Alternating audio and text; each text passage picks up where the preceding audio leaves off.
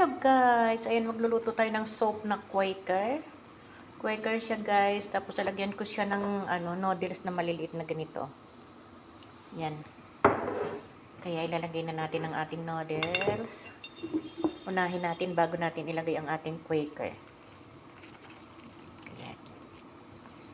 Masarap yan siya guys kasi lalo ngayon malamig ang panahon.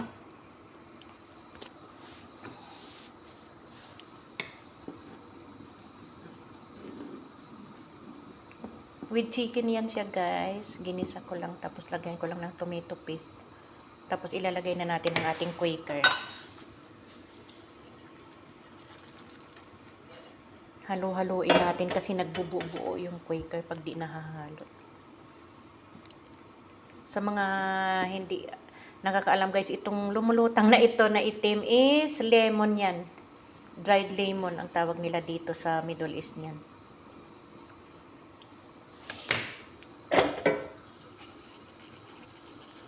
Yan ang ating Quaker. Halo-halo.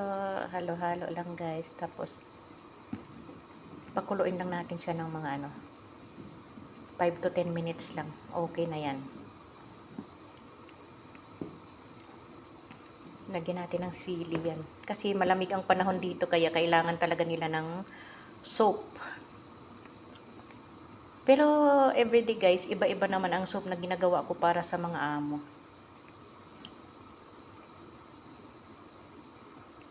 At nilagyan ko pala yan siya guys ng parsley para masarap at mabango.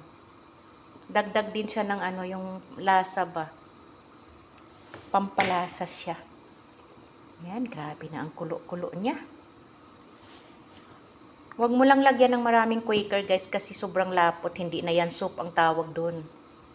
Parang Quaker oats na talaga yun na niluto natin na ginagawang lugaw. Kailangan siya.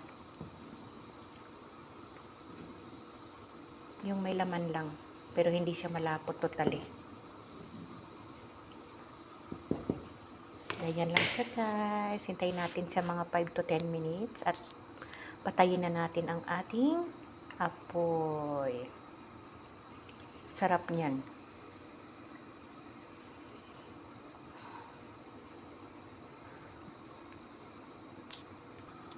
Ayan, dahil 10 minutes na guys, hahanguin na natin yan. Okay? Patayin na natin ang ating apoy. Ayan.